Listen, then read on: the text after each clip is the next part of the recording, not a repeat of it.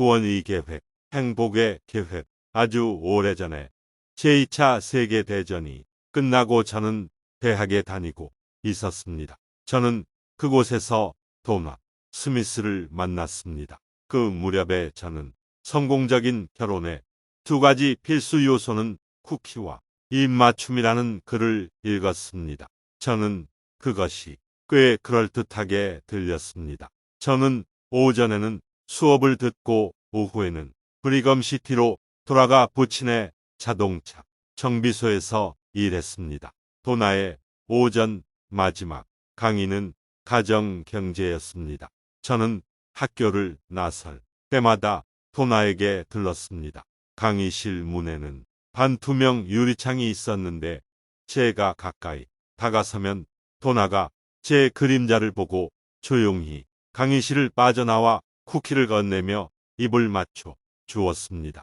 그 이야기는 말씀드릴 필요가 없겠지요. 저희는 로건 성전에서 결혼했고 인생의 큰 모험을 시작했습니다. 저는 수년간 자주 다음과 같은 중요한 원리를 가르쳤습니다. 교회에서 하는 모든 활동의 지향점은 한 남성과 한 여성이 자녀와 함께 행복한 가정을 이루고 현세에서 그리고 영원토록 함께 인봉되는 모습을 보는 것입니다. 태초의 1부터 살펴보겠습니다. 하나님들께서 내려가 자기들의 형상대로 사람을 조직하시되 하나님들의 형상대로 그들이 그를 지으시고 그들을 남자와 여자로 지으시니라. 그리고 하나님들께서 이르시되 우리가 그들에게 복을 주리라 하시고 하나님들께서 이르시되 우리가 그들로 생육하고 번성하여 땅을 가득 채우게 하고 땅을 정복하게 하리라. 아브라함서 4장 27에서 28절. 이렇게 하여 이 땅에서 인간 삶이 주기가 시작되어 아담이 그의 아내를 아니 그 아내가 그에게 아들과 딸들을 낳아주었고 그들이 번성하고 땅에 충만하기 시작하였으며 그때로부터 아담의 아들들과 딸들이 땅에서 둘씩 나뉘며 그들도 또한 아들과 딸들을 낳았습니다. 모세서 5장 2에서 3절. 번성하며 땅에 충만하라는 계명은 한 번도 취소된 적이 없습니다. 그것은 구속의 계획에서 필수적인 것으로 인류 행복의 근원이기도 합니다. 그러한 능력을 올바르게 행사하면 하늘에 계신 우리 아버지께 가까이 나아갈 수 있고 충만한 기쁨을 아니 신의 경지까지 경험할 수 있습니다. 출산 능력은 행복의 계획에서 부수적인 부분이 아닙니다. 그것은 행복에 이르는 열쇠입니다. 인류에게 짝을 찾겠다는 소망은 한결같고 또 매우 강한 것입니다.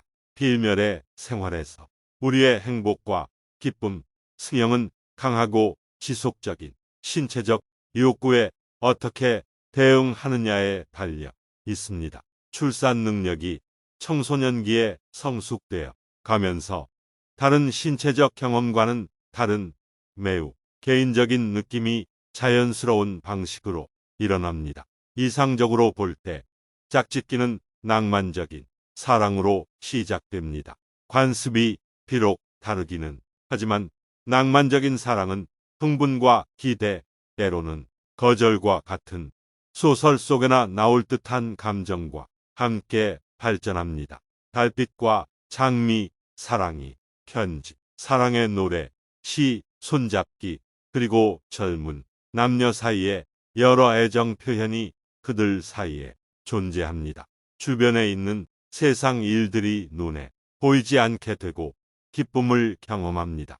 여러분이 젊은 시절에 나누는 낭만적 사랑에 날아갈 듯한 황홀감만을 생명이 원천에서 뿜어져 나오는 가장 큰 기쁨으로 여기신다면 여러분은 오래된 부부가 나누는 사랑의 헌신과 위안을 경험할 만큼 오래 살지 않은 것입니다. 결혼한 부부들은 유혹과 오해, 재정 문제, 가족의 위기, 질병에서 기인한 시험을 겪으며 그런 과정을 통해 사랑이 더 커지면서 갓 결혼한 사람들은 상상조차 못할 더 없는 기쁨을 누립니다.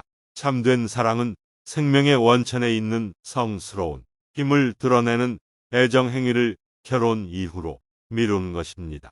즉, 신체적 욕구가 자신을 지배할 수도 있는 상황을 피하는 것입니다. 순수한 사랑이란 영원토록 서로에게 충실할 것을 합법적인 의식으로, 이상적으로는 성전에서 인봉의식을 함으로써 서약을 한 이후에 하나님 앞에서 사랑에 대한 충만한 표현으로서의 출산 능력을 사용하는 것을 전제로 합니다. 이 능력은 반드시 그리고 오직 영원한 동반자하고만 나누어야 합니다. 합당하게 행할 때 이 과정은 사랑이라는 단어와 관련된 가장 우아하고 차원 높은 신체적, 정서적, 영적 느낌을 결합합니다.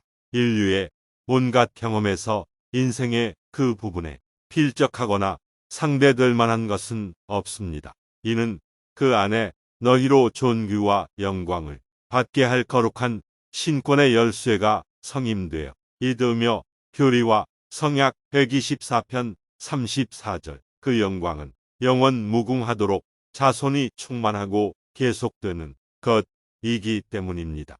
교리와 성약 132편 19절 그러나 낭만적인 사랑은 불완전합니다. 그것은 전주곡일 뿐입니다. 사랑은 결혼을 통해 부부에게 맡겨진 생명의 원천인 자녀를 얻어 양육할 때 퍼져나가는 것입니다. 결혼한 남편과 아내 사이의 결합으로 생명이 잉태됩니다. 아주 작은 몸체가 놀라울 정도로 복잡한 과정을 따라 형성되기 시작합니다. 그 작은 몸은 지상 부모의 형상에 따라 창조되어 기적처럼 탄생합니다. 그 필멸의 육신 안에는 영적인 것을 느끼고 인식할 수 있는 영이 있습니다. 이 아이의 필멸의 육신에는 또한 자신의 형상을 지닌 자녀를 낳을 능력이 잠재되어 있습니다.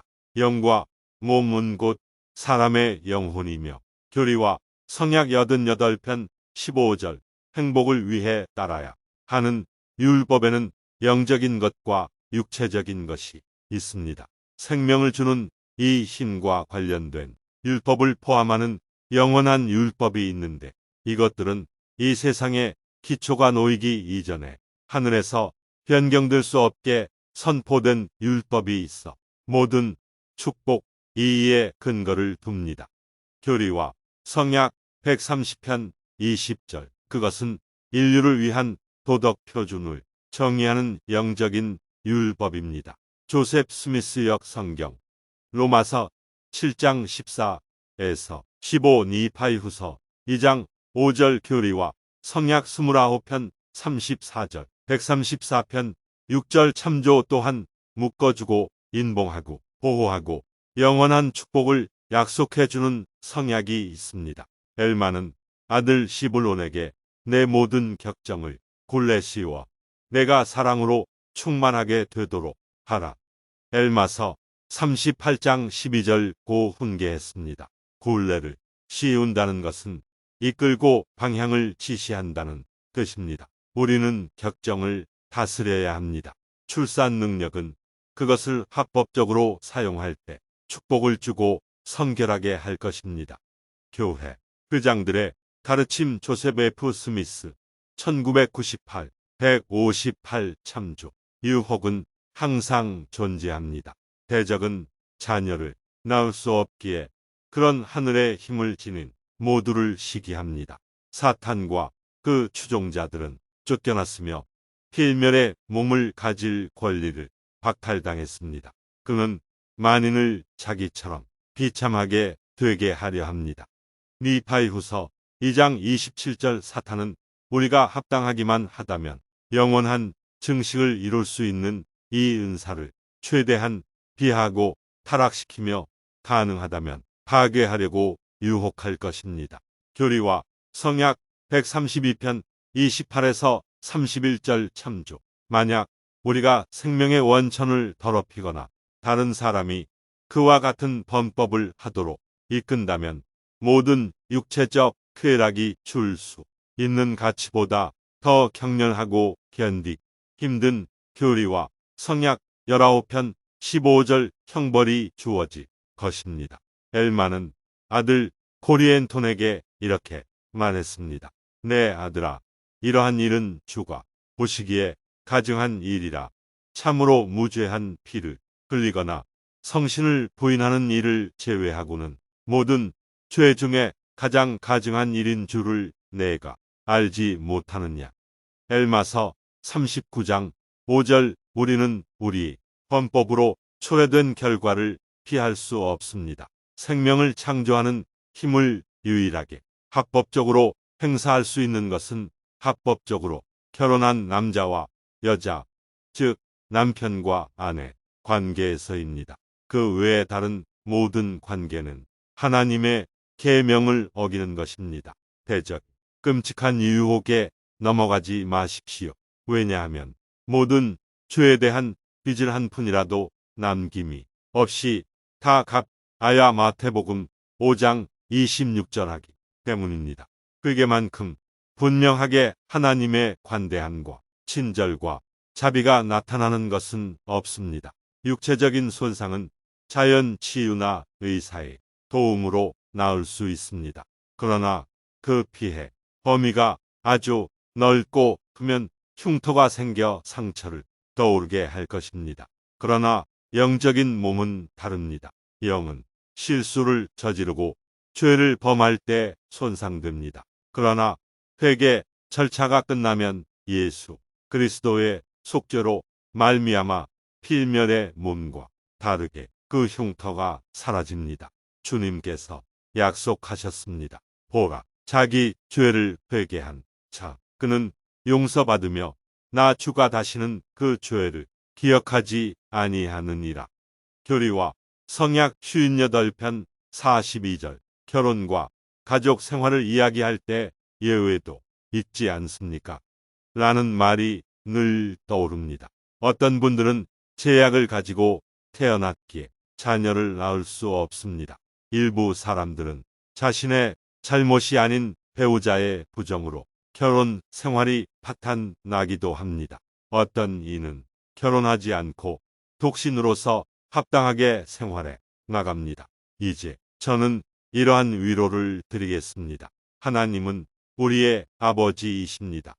하나님은 우리가 상상할 수 있는 지상의 가장 완벽한 어떤 아버지보다도 더 사랑이 많으시고 또 관대하십니다. 그분의 판단은 공정하고 그분의 자비는 무한하며 그분의 권능은 지상의 그 어떤 것에도 견줄 수 없습니다.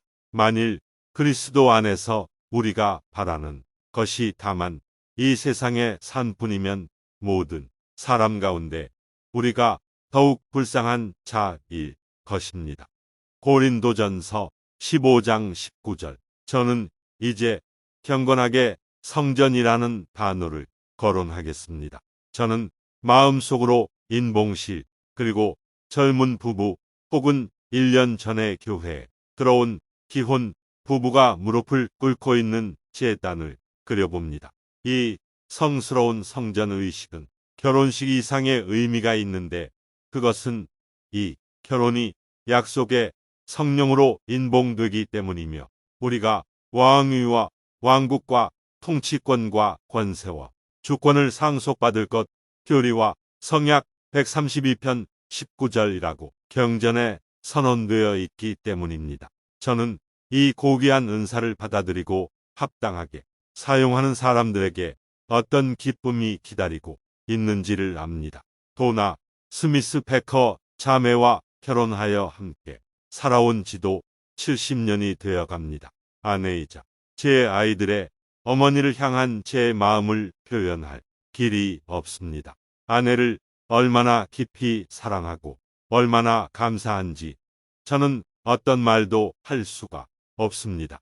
이 생과 다음 생에서 받는 가장 큰 보상은 바로 우리 자녀와 우리 손주들입니다.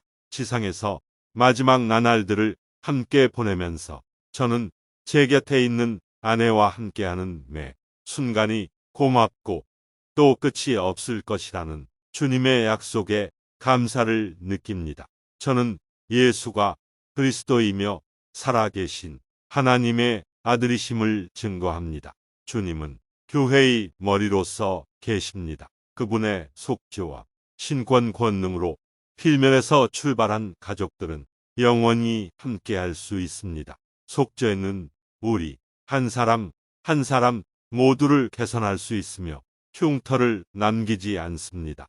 이는 우리가 무슨 일을 했든 어디에 있었든 무슨 일이 일어났든 간에 우리가 진심으로 회개한다면 주님께서 속죄하시리라 약속하셨다는 뜻입니다. 그 문제는 구주께서 속죄를 하셨을 때 해결되었습니다. 우리 중에 너무나 많은 사람이 죄책감에서 벗어나려 발버둥치지만 벗어나는 방법은 모릅니다. 여러분이 그러한 고통에서 벗어날 수 있는 방법은 그리스도의 속죄를 받아들이는 것입니다. 그러면 그렇게 속을 썩히던 모든 일은 아름답고 사랑스럽고 영원한 것으로 바뀔 것입니다. 주 예수 그리스도의 축복에 진심으로 감사드립니다. 출산의 능력과 구원 그리고 속죄에 대해 감사드립니다. 속죄는 얼마나 어렵든 오래되었든 또 얼마나 많이 반복되었는가에 상관없이 모든 죄를 깨끗이 씻어낼 수 있습니다. 속죄는 여러분이 깨끗하고 합당하게 다시 앞으로 나아가도록 여러분을 자유롭게 해주며 여러분이 삶의 방향으로 선택한 길을 추구하도록 도와줍니다. 하나님께서 살아 계시다는 것과 예수께서 그리스도이시며 속죄가 교회 전체를 위한 보편적인 것이 아님을 간증드립니다. 속죄는 개인적인 것입니다. 여러분에게 어떤 경우에는 너무 오래돼서 기억이 거의 나지 않지만 여러분을 괴롭히는 무엇인가가 있다면 속죄가 제 역할을 다할 수 있도록 하시려. 속죄는 여러분과 여러분을 괴롭히는 무언가를 깨끗하게 해주고 그분처럼 여러분은 죄를 더 이상 기억하지 않을 것입니다. 예수 그리스도의 이름으로 말씀드립니다. 아멘. 보이드 K 패커 회장 12사도 정원회 회장 2015년 5월